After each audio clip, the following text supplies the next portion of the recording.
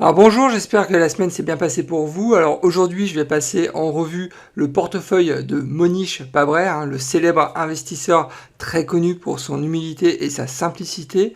Alors comme d'habitude, je passerai en revue les principaux indicateurs financiers, la politique aussi de distribution du dividende de son portefeuille et bien évidemment, je partagerai avec vous mon arbitrage en fin de vidéo. Restez avec moi, on se retrouve tout de suite après le jingle.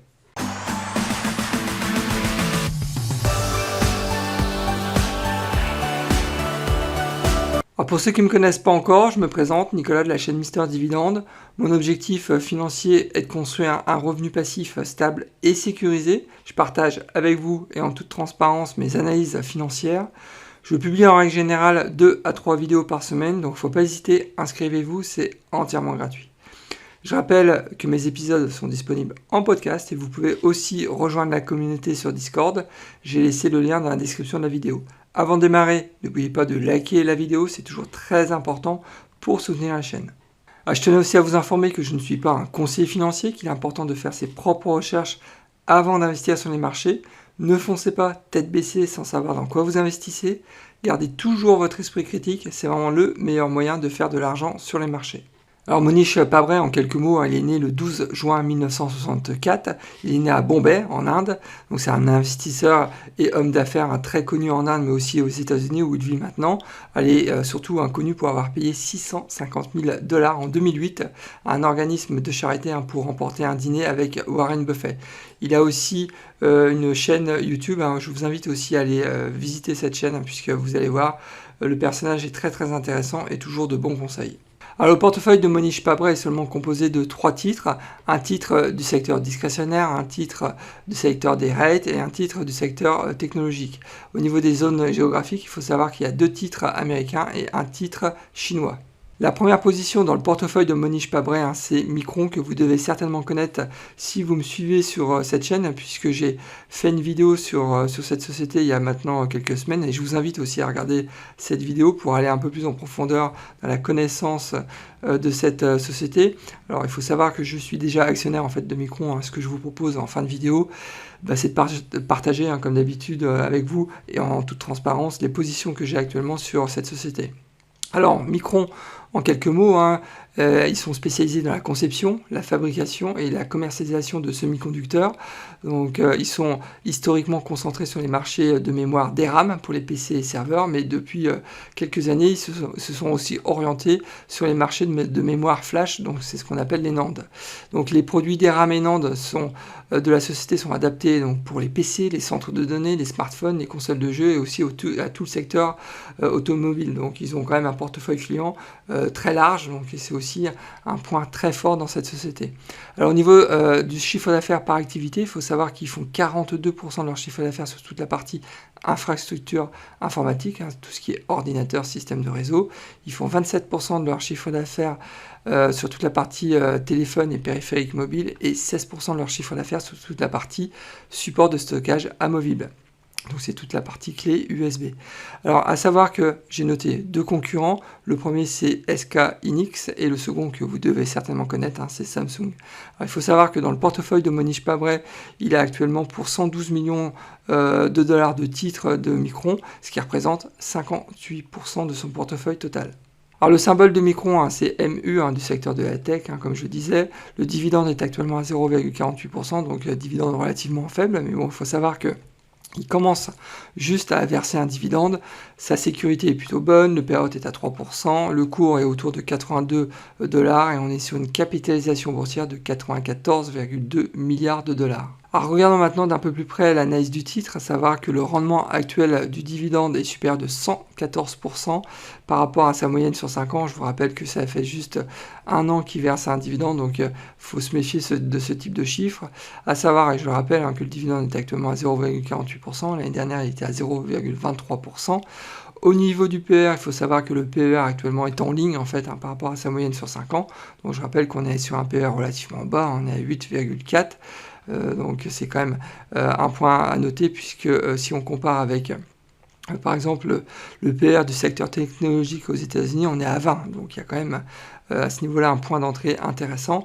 Du côté de Morningstar, il faut savoir que le fair value price de Morningstar est estimé à 90 $. Le cours, je vous rappelle, est à 82 $. Donc selon Morningstar, il y a un discount de 8%. Pour le coup, moi je suis aussi du même avis que Morningstar. Ce titre est actuellement sous-évalué par le marché. Donc c'est une bonne nouvelle puisque actuellement donc, on peut se positionner sur ce titre. Donc je vous invite une nouvelle fois à regarder la vidéo sur Micron, vraiment qui vous explique tout le potentiel autour de cette boîte. Mais là très clairement, si vous n'êtes pas encore positionné sur ce titre, bien évidemment il faut faire vos propres recherches, mais là il y a un coup à faire. Alors regardons maintenant les historiques du cours, à savoir que sur les 12 derniers mois de l'année, Micron a plutôt végété, puisque dividende intégré, le rendement a été de 3,54%, donc c'est très faible, alors que le S&P 500 sur la même période a eu une croissance de 21,64%. Sur 10 ans par contre, c'est une toute autre image de la rentabilité de Micron, puisque Micron sur 10 ans a une croissance de 955%, alors que le S&P 500 sur la même période a une croissance de 322%. Je rappelle que les dividendes sont intégrés. Au niveau du split, il faut savoir qu'il y a eu trois splits chez Micron. Le dernier, c'était en 2000, donc ça commence à dater, avec un ratio de 2 pour 1. Et sinon, au niveau de nombre de titres en circulation, il faut savoir que c'est relativement stable pour une société qui est en plein boom, puisque le nombre de titres en circulation a augmenté de seulement 15% sur les 10 dernières années. Passons maintenant à la politique de distribution du dividende de Micron, à savoir qu'ils ont enfin décidé de verser un vrai dividende, puisqu'avant ils versaient quasiment rien en termes de dividende. Donc là, cette fois-ci, en août 2021, ils ont augmenté leur dividende de 300%, donc ça c'est une bonne nouvelle. Mais sinon, c'est difficile de juger Micron, puisqu'avant, je vous rappelle, regardez les historiques, ils versaient 1 centime de dollar, 2 centimes de dollar, enfin, bref, c'est compliqué de faire une analyse de la politique de distribution de dividendes d'une boîte quand le dividende est aussi bas. Ce qu'on peut noter en tous les cas, c'est que le coupon, c'est un coupon trimestriel, en mois 1, donc janvier, mai, octobre et décembre. Le coupon annuel est actuellement à 0,4 $ le titre. Et au niveau de la politique de distribution du dividende par rapport aux crises financières de 2007-2009 et du Covid, c'est vrai que pour l'instant, une nouvelle fois, je ne peux pas juger, donc c'est la raison pour laquelle je ne ferai aucun commentaire. Moi, ce qui est intéressant avec Micron, vous l'avez noté, c'est déjà une croissance qui est très importante sur 10 ans. Et cette année, ils se sont enfin engagés à commencer à verser un dividende croissant chaque année. Donc ça, c'est vraiment une excellente nouvelle pour les investisseurs qui cherchent le rendement. Mais bien évidemment, il faut aussi avoir une approche long terme sur ce type de boîte. La seconde société dans le portefeuille de Monish Pabray, c'est Seritage Growth Properties. Donc c'est en fait un REIT, une société immobilière qui est entièrement intégrée, auto-administrée et auto-gérée. Donc c'est assez rare, donc il faut quand même le noter.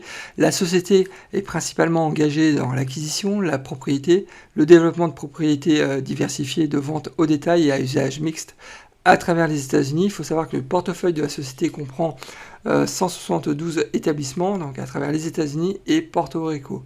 J'ai noté deux concurrents, RPT Realty, symbole RPT, et Kite Realty Group, symbole KRG. Il faut savoir que Monish Pabray possède actuellement pour 70 millions de titres de cette société, ce qui représente quand même 36% de son portefeuille. Alors le symbole de Seritage Growth Properties, c'est SRG du secteur des REIT, comme je disais. Il faut savoir que la société ne verse plus de dividendes maintenant depuis 2020 de mémoire. Alors le cours du titre est actuellement autour de 9 à 10 $ et on est sur une capitalisation boursière de 431 millions de dollars, donc on est vraiment sur une small cap. Donc à savoir aussi qu'il y a une volatilité relativement forte, puisqu'on est à 1,56.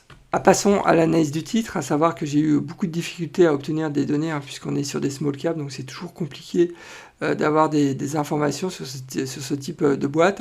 Alors, j'ai obtenu des infos du côté de Morningstar, à savoir que le fair value price de Morningstar est à 19 $. Le cours du titre, je rappelle, il est à 9,57 $. Donc, selon Morningstar, il y a un discount de près de 49%, donc c'est quand même très important.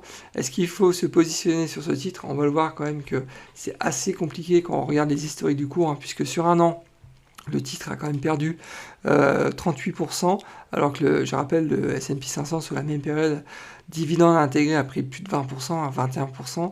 Sur 10 ans, c'est à peu près le même constat. Hein. Sur 10 ans, on constate que le titre a perdu 73%, donc ça fait mal quand même, hein, alors que le S&P 500 sur 10 ans a pris 322%. Jusqu'à présent, il n'y a pas eu de split du titre, hein, c'est normal avec un tel rendement. Et à savoir aussi que le nombre de titres en circulation a augmenté de 31% depuis 2015. Sur la chaîne Mister Dividende, je partage avec vous ma méthode pour gagner jusqu'à 1500 $ de revenus passifs par mois grâce à mes portefeuilles d'actions et de crypto. Alors n'attendez pas, abonnez-vous, c'est entièrement gratuit, donc il faut en profiter. Et bien évidemment, si le contenu de la vidéo vous plaît, vous pouvez aussi liker la vidéo. Je rappelle que cette société ne verse plus de dividendes maintenant depuis la crise du Covid, on peut le voir, donc ils ont déjà diminué leurs dividendes de manière assez importante en 2019 et puis ils ont arrêté les frais en 2020, donc très compliqué. Alors quand vous voyez le rendement de ce titre depuis maintenant 10 ans, enfin depuis 2015 puisque le titre a commencé à être coté je crois en 2015, et en parallèle, quand vous voyez que ils sont pas capables de tenir, de distribuer un dividende au moins stable, sans parler de croissance, je ne comprends pas pourquoi Monish Pabray, sincèrement, a investi dans cette société. Alors, bien évidemment, il doit avoir des informations que moi je n'ai pas, ça c'est évident, mais en tous les cas, dans l'état actuel des choses, c'est un gros point d'interrogation dans cette boîte. La troisième société dans le portefeuille de Monish Pabray, c'est bien évidemment Alibaba que vous devez connaître. Donc Alibaba, c'est la première place de marché chinoise en ligne. Le groupe propose une plateforme permettant aux particuliers, mais aussi aux professionnels d'effectuer leurs transactions d'achat et de vente de biens et de services. Alors au niveau du chiffre d'affaires par activité, il faut savoir, ils sont surprises, qu'ils font 86% de leur chiffre d'affaires sur toute la partie vente de services de commerce en ligne et 8% de leur chiffre d'affaires sur toute la partie vente de services informatiques. Et ça, c'est une activité qu'ils essayent de pousser actuellement, même s'ils ont eu des bâtons dans les roues avec le Parti communiste chinois. Mais il faut savoir que là, ils proposent des offres vraiment très très intéressantes sur toute la partie cloud. Donc à noter deux concurrents, Tencent que vous devez très certainement connaître et JD.com. Donc Monish Pabray a actuellement 8,4 millions de dollars de titres d'Alibaba, ça représente seulement 4% de son portefeuille. Alors le symbole d'Alibaba, c'est BABA, donc du secteur de la consommation discrétionnaire. Il faut savoir qu'Alibaba ne verse pas de dividendes actuellement. Le cours a fortement chuté. Si vous suivez d'assez près toute la partie tech, vous pouvez constater qu'Alibaba prend cher depuis maintenant 1 an et demi, puisque le titre est à 123 $. Et malgré cette chute, on est quand même sur une capitalisation boursière de 333 milliards de dollars. Passons maintenant à l'analyse du titre, à savoir que le PER actuel d'Alibaba est inférieur de 33% par rapport à sa moyenne sur 5 ans. Je rappelle que le PER d'Alibaba était à 13,17 alors que sa moyenne sur 5 ans est située à 35,23, je vais y arriver. Donc il y a quand même un écart très très important. Alors du côté de Morningstar, c'est à peu près le même constat puisque Morningstar estime que le fair value price d'Alibaba est à 188 $. Je rappelle que le cours est actuellement à 123 $, donc il y a selon Morningstar un discount de 35%, mais attention, ne vous précipitez pas sur ce type de titre. C'est un titre chinois, moi j'en ai fait les frais, j'ai payé très cher l'année dernière, je m'en suis même débarrassé, j'ai fait quand même une moins-value de plus de 30%. Pourquoi avoir vendu ce titre? Tout simplement parce qu'il y a beaucoup d'incertitudes sur les actions chinoises. Il y a beaucoup aussi d'interventions du Parti communiste chinois dans le monde des affaires au quotidien. Donc c'est très compliqué en fait d'estimer la bonne valorisation des sociétés chinoises, donc attention, méfiez-vous. C'est pas parce qu'il y a un discount très important sur ce type de boîte qu'il faut tout de suite se précipiter et acheter des titres de cette société. Donc méfiance. Alors, regarde maintenant les historiques du cours, à savoir que Alibaba sur un an, comme je vous disais, a pris très cher, puisqu'Alibaba sur un an a perdu 51%, donc c'est vraiment énorme, alors que le S&P 500, je rappelle, a une croissance de 21%. Sur 10 ans, malgré cette chute très importante, Alibaba est encore en croissance, puisque sur 10 ans, le titre a pris 30%, mais bon, je rappelle que le S&P 500 sur la même période a pris 322%. Et on peut voir aussi sur le graphe cette chute vertigineuse depuis maintenant mi-2021. Regardez, c'est vraiment très impressionnant la chute, on a l'impression que ça va jamais s'arrêter. Donc alors, il faut savoir que le titre Alibaba, jusqu'à présent, la société n'a procédé à aucun split du titre. Et il faut savoir que le nombre de titres en circulation a augmenté de 9% sur les 10 dernières années. Alors au niveau de la politique de distribution du dividende d'Alibaba, il faut savoir qu'il ne verse pas de dividende actuellement. Selon certains insiders, Alibaba serait prêt à commencer à verser un dividende à partir de l'année prochaine, mais bon, ça reste quand même du conditionnel, et surtout avec cette chute importante. Donc peut-être que les choses vont changer. Donc une nouvelle fois, faites attention si vous investissez dans ce titre. Je rappelle quand même que c'est un titre quand même qui va dans un portefeuille spéculatif. On est vraiment sur un des titres chinois, donc beaucoup d'incertitudes. Passons maintenant au profil d'investisseurs. Alors, très clairement, Micron pourrait être très intéressant pour des portefeuilles conservateurs et croissance. J'en ai déjà parlé, Micron a quand même une croissance de près de 1000% sur les 10 dernières années. Il commence aussi maintenant à verser un dividende croissant. Donc pour les gens qui ont une vision au moins sur 10-20 ans, là il y a vraiment quelque chose à faire sur Micron qui est actuellement, je rappelle, sous-évalué par le marché.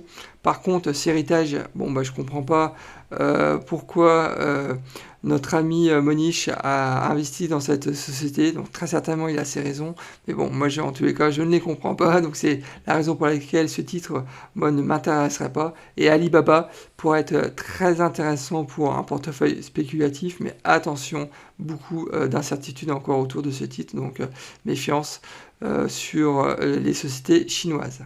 Passons maintenant à mon arbitrage, et sans surprise, si demain j'avais un budget, une enveloppe de 1000$, j'investirais 80% de mes 1000$ sur Micron, puisque c'est vraiment une société à fort potentiel. Par contre, je suis absolument pas intéressé par Seritage, et je miserais une petite pièce, donc 20% sur Alibaba pour justement espérer un rebond sur cette société. Donc pourquoi pas, mais je rappelle une nouvelle fois qu'Alibaba est quand même un titre très spéculatif. Donc cet investissement de 1000$ générerait, grâce à Micron en tous les cas, un revenu passif de 3,84$ annuel. Comme prévu, et en toute transparence, je partage avec vous les positions que j'ai actuellement sur la société Micron. J'ai actuellement 10 titres que j'ai acheté très récemment, c'était au mois de décembre. J'ai en fait vendu Alibaba pour acheter du Micron. Donc je suis resté dans le giron de Monish Prabès, ça c'est clair. Donc à savoir que j'ai donc 10 titres pour une valeur marché de 823$. Donc j'ai reçu 1$ de revenus passifs, donc c'était au mois de janvier, donc c'est très récent. Ma projection de revenus passifs sur les 12 prochains mois est de 4$, donc c'est vraiment ridicule. Mais bon, une nouvelle fois, j'ai investi dans cette société pour le côté croissance, certainement pas pour le dividende. Donc voilà tout ce que je pouvais dire sur la société Micron. Eh bien écoutez, nous arrivons déjà à la fin de cette vidéo. Alors j'espère que cette revue de portefeuille du célèbre investisseur Monish Pabray vous a plu, que ça vous a donné aussi quelques pistes, quelques réflexions. Et surtout, n'hésitez pas aussi à partager vos idées d'investissement en me laissant un commentaire. Je serai toujours ravi de pouvoir échanger avec vous. Alors si le contenu vous a plu, n'oubliez pas de liker ma vidéo. C'est toujours très important pour soutenir ma chaîne, mais aussi m'encourager à continuer ce type de contenu. Si vous n'êtes pas encore inscrit à ma chaîne, il ne faut pas hésiter, inscrivez-vous, c'est entièrement gratuit. Et bien écoutez, maintenant je vous souhaite plein de bonnes choses et je vous dis au prochain épisode et surtout bon trade. Au revoir.